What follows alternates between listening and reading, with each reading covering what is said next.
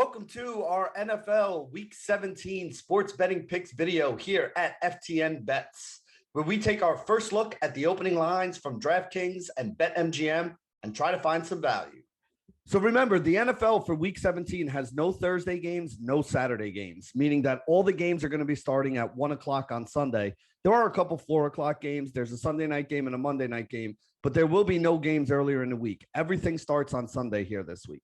And the first game we're going to start talking about is the Philadelphia Eagles against the Washington football team. The Eagles are 8-7 on the season. They are tied with the San Francisco 49ers and probably the New Orleans Saints if they win tonight on Monday Night Football for the final 2 playoff spots in the NFC. Washington is 6-9 on the year. They're technically not dead yet. If they win out their last 2 games and they get a lot of help from some of the other teams here, they technically still have a chance to steal a playoff spot, although at this point it's a long shot and they're going to need a lot of help. With that being said, when I run the numbers on this game, I actually get the Eagles should only be favored by about 1 point here on the road. So I am bearish on the Eagles at -4 here. I think it's a few too many points. It's on the wrong side of the field goal. I mean, to me, the value in this game is actually on the Washington football team here. The Eagles do have the motivation. They do have more to play for. Like I said, if Washington loses, their season's basically done.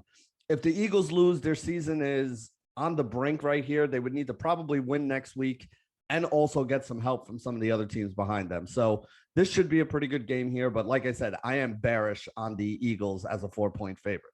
Next game, we could talk about the Carolina Panthers against the New Orleans Saints. Carolina is 5-10 on the season. They are already eliminated from playoff contention. New Orleans is 7-7 as of now. Remember, we do this video Monday morning. New Orleans has the Monday Night Football game against the MiamiDolphins, so that's why they have one less game played than everybody else here. Assuming they win, they're going to be tied with Philly and San Francisco for the final 2 spots left in the NFC. So one of those 3 teams is going to be the odd man out. There's a couple other teams that have a chance to get up there with them, but those are the 3 teams that would be going into the final 2 weeks of the season in control of their own destiny, basically. So when I run the numbers on this game, I get the Saints should be favored by 7, which is the number BetMGM has. DraftKings has it at 6.5, but it is juiced up to -115, meaning that it is more likely to go to 7 at some point if it does move. I just don't have any value on this game. I think that the number is right on, so not really much to talk about here. The next game up, the Tampa Bay Buccaneers taking on my New York Jets. Tampa Bay is 11-4. They are tied currently for the 2nd spot in the NFC behind Green Bay, tied with Dallas and the Los Angeles Rams, who are also 11-4 on the year. The New York Jets are 4-11. They have been eliminated from playoff contention here, so not much to talk about there in terms of motivation. When I run a number on this game, I get -13, same number that DraftKings gets. BetMGM has it a little higher at 13.5. I don't really care. There's not any value here, not anything that I'm willing to bet on. Tampa Bay should go into MetLife Stadium next week and put a hurting on the Jets. Do they beat them by 13? Probably, maybe, most likely, but it's not something I'm willing to bet on. So the next game we could talk about, the Miami Dolphins taking on the Tennessee Titans. Miami is 7-7. They play on Monday Night Football against New Orleans. Now, Miami also desperately needs to win this game. If they're 8-7, there would be one of like 4 teams, I think, that are tied for those last couple playoff spots in the AFC. They would only be 1 game back in the AFC East as well, with Buffalo beating New England.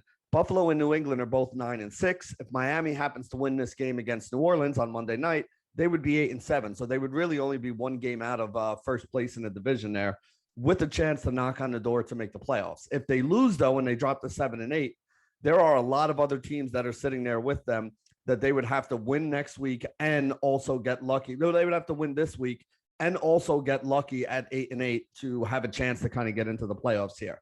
So that Monday Night Football game against the Saints, as well as this game against the Titans, 2 probable or potential playoff teams, it's a tough sled for Miami here at the end of the season. As for the Tennessee Titans, they are 2nd overall in the AFC right now. They are 1 game up on Indianapolis for the division. They are 1 game behind Kansas City for the best record in the AFC.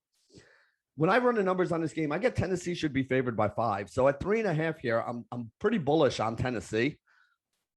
It's a bad number there, kind of in no man's land. It's above the 3, it's below the 7. Those are the 2 key numbers that we're really looking at here. Even if it was 6, which is kind of like a semi-key number, which seems going for 2 a little more often. the best thing I could say here, I don't want to lay 3.5. I never want to be on the wrong side of the hook there. But what I could say is this: whenever we think that there's value on the spread, there's also value on the money line, because the money line is a derivative of the spread. So if we think the Titans should be -5, we actually think the Titans money line should be more than -180. It should be something like -220 or 215, somewhere in that range. So I do think that there's some value on the money line. So if you want to play the Titans, I think the Titans are best used as part of a parlay where you take that money line at -175 on BetMGM, the little lower number there, and you parlay it with something else that you like there together. I think that's the best way to extract value out of this number. But I do think that the Titans are the side we want to be on. I am bullish on the Tennessee Titans. Next game we can talk about, another one of these, big total games, big spread games here. Jacksonville Jaguars taking on the New England Patriots. Jacksonville is 2-13, currently in the driver's seat for the #1 pick in the draft again this year. New England is 9-6, currently tied for the AFC East, 3rd overall in the AFC. Very likely to be a playoff team unless they totally collapse and a whole bunch of other teams that needed to win behind them win. If they get one more win, they pretty much lock up their playoff spot. They would like to get 2 wins there because maybe they lock up a home game if that is the case. If not, they may have to travel and go play somebody in the first round. So when I run the number on this game, I actually get exactly what the books do. I know 15.5 seems like a big number, but that's the number that I get with my power rankings as well. 15.5 on New England. Again, if my number is the same as the number they're offering here, not a lot of value on this number, not much we can do with it. We're just going to pass on this game and talk about the next one. So that next game is the Las Vegas Raiders taking on the Indianapolis Colts. The Raiders are 8-7 on the year. They are one of 3, maybe 4 teams, depending on how that Miami game goes, that are sitting at 8-7, fighting for the last 2 or 3, well, actually the last 3 playoff spots in the AFC. Indianapolis is 9-6. They are 2nd in the AFC South behind the Tennessee Titans, tied for the 3rd best record overall in the AFC, behind a couple teams that are sitting there, with them at 9-6 as well. So they really need to win to give them a chance to win the division, although they would need some Tennessee to lose in order for that to happen. But again, all Indianapolis can do is take care of their own business here.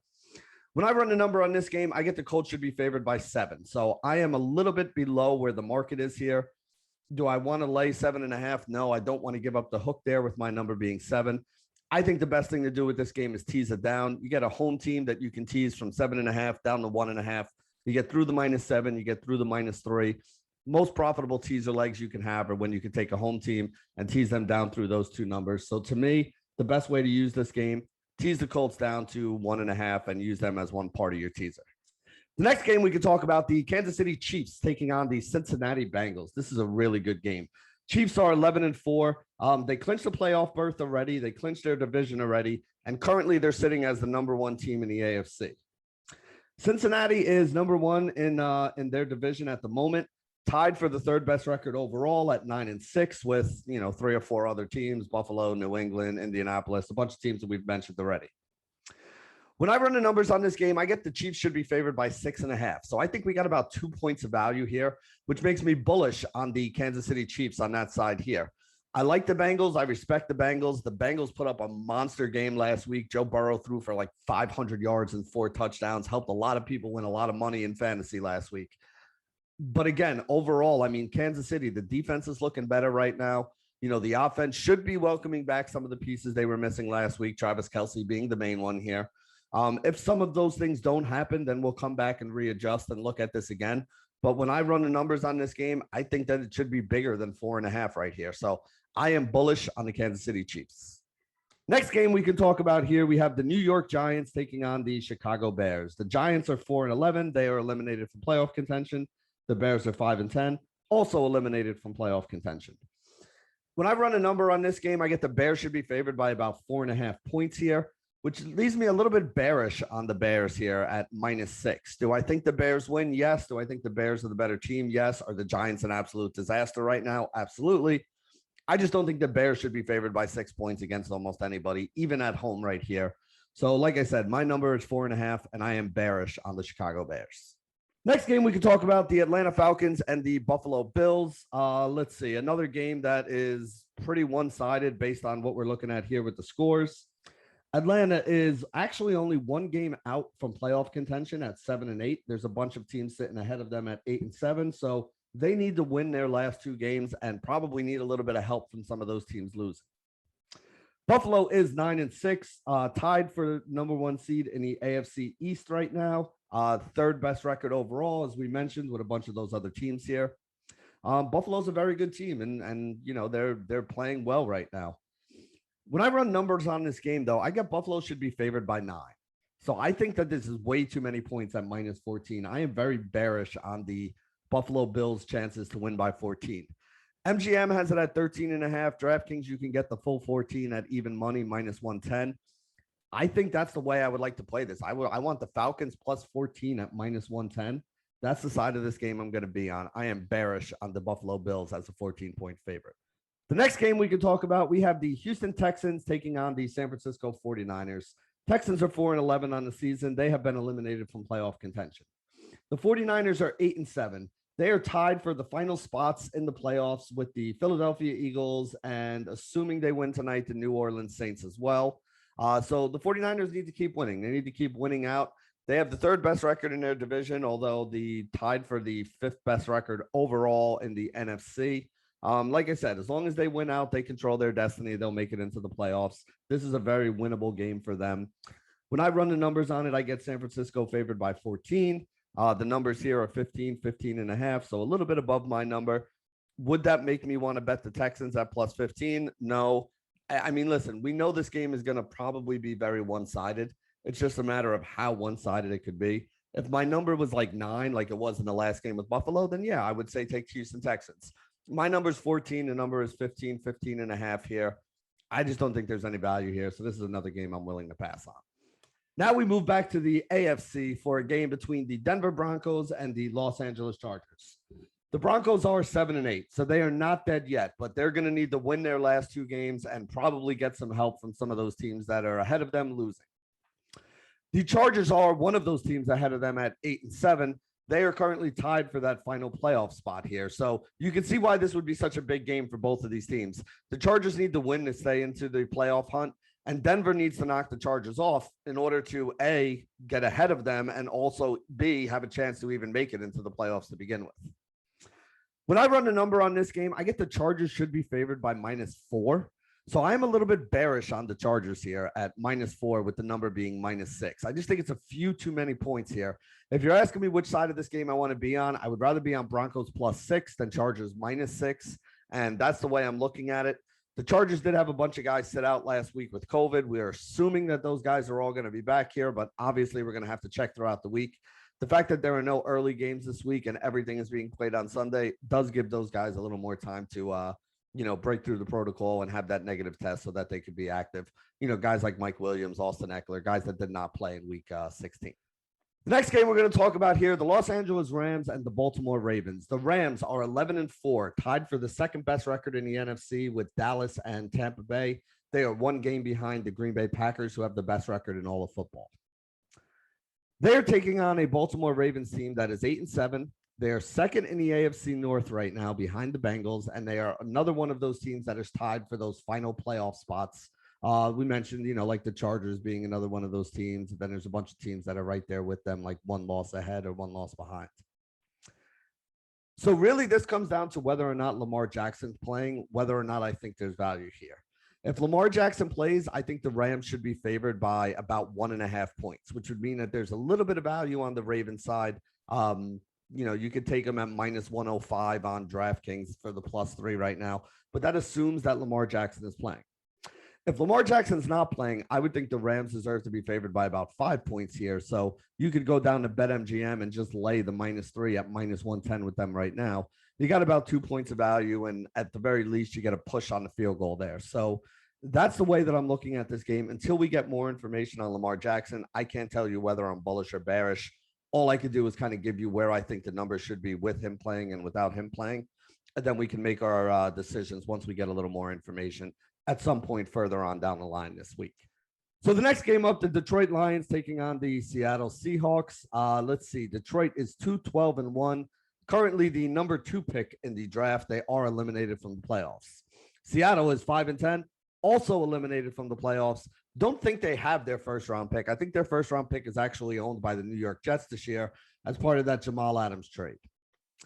When I run a number on this game, though, I do get the Seahawks should be favored by 9. So a little bit bullish on the Seahawks. I think 7.5 is probably too small a number here. You know, my biggest problem here, again, we talk about where this number is. You're taking 7.5, which means you're giving up the hook on the touchdown here.